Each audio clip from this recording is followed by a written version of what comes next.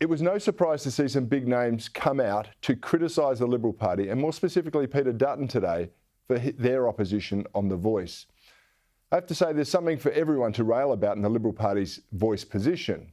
I mean, in saying no, they also claim to be saying yes. The coalition now claims it wants constitutional recognition of Indigenous Australians in our founding document. And I have to point out a constitutional preamble to that effect was rejected by the Australian people in 1999. 24 years later, well, we still don't know what the proposed new recognition from the Liberal Party would be, but we know that they support it. They also say they aren't actually opposed to the voice, just Labor's voice.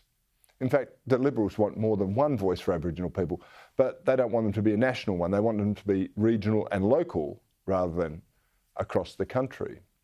It was, in the words of opposition leader Peter Dutton, a day of many yeses, even though they're saying no. Well, the Liberal Party resolved today to say yes to constitutional recognition for Indigenous Australians, yes to a local and regional body so that we can get practical outcomes for Indigenous people on the ground. But there was a resounding no to the Prime Minister's Canberra voice. It should be very clear to Australians by now that the Prime Minister is dividing our country and the Liberal Party seeks to unite our country. All right, despite these yeses, professional Aboriginal activist Noel Pearson, he came out swinging today. Using his famed rhetoric, Pearson labelled Dutton an undertaker and in the lead up to Easter said the Liberals' position was a Judas betrayal. The Dutton Liberal Party's Judas betrayal of our country. He doesn't mind chucking Indigenous Australians and the future of the country under the bus just so he can preserve his miserable political hide. Peter's the undertaker here. Pearson even claimed he couldn't sleep last night as a result of the Liberals' decision. I couldn't sleep last night. I was troubled by dreams and the spectre of the Dutton Liberal Party's Judas betrayal of our country. They've had 11 years of power to work on a proper proposal for recognition, and the decision they've taken yesterday is a very poor outcome of 11 years of power.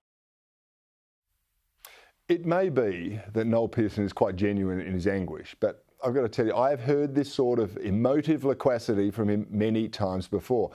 It's usually centred around what's best for him. But he's not alone, of course. Many of those pushing this voice proposal have largely been in charge of Aboriginal lobbying and leadership in this country for decades. And during that time, tens of billions of taxpayer dollars have been pumped into the industry every single year, and it's got next to nothing to show for it. Despite the hundreds of billions of dollars over decades, many Aboriginal communities are still in desperate straits with confronting serious violence, crime, abuse and health problems.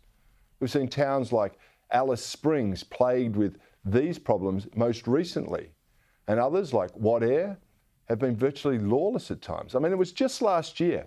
Wadeye had riots, it had cars and houses burnt out, and according to an ABC report, it had people walking around the main street in Wadeye with crossbows. This is the result of years of your money flowing into a bureaucratic black hole.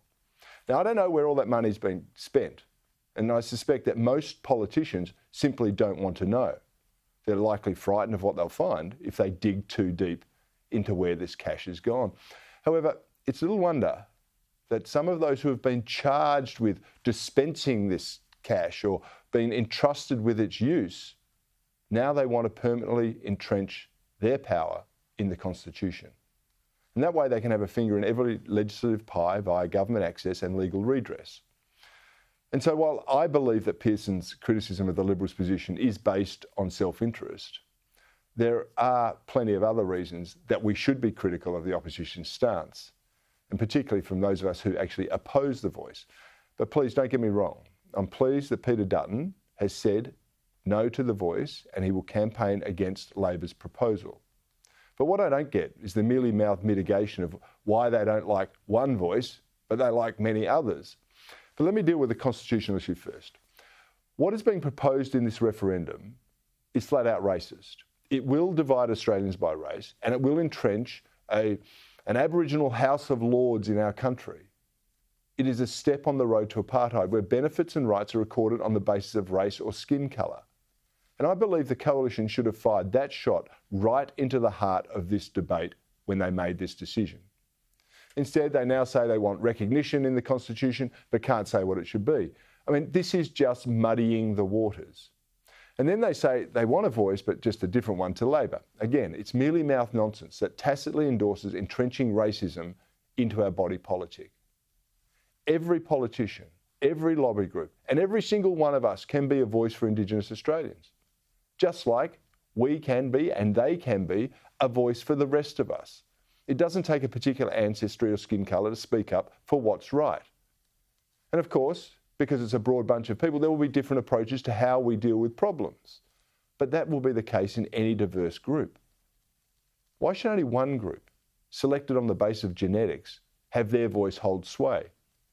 They'll tell us that's not going to happen. But remember, it was the Prime Minister who basically told us the Parliament wouldn't really be able to reject the offerings from this Aboriginal House of Lords. And it's not as if Aboriginal people speak with a single voice either.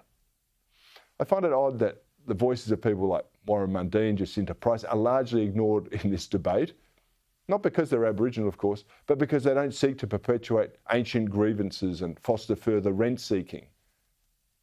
They buck the groupthink that so dominates the partisan presentation of what this entire thing is about.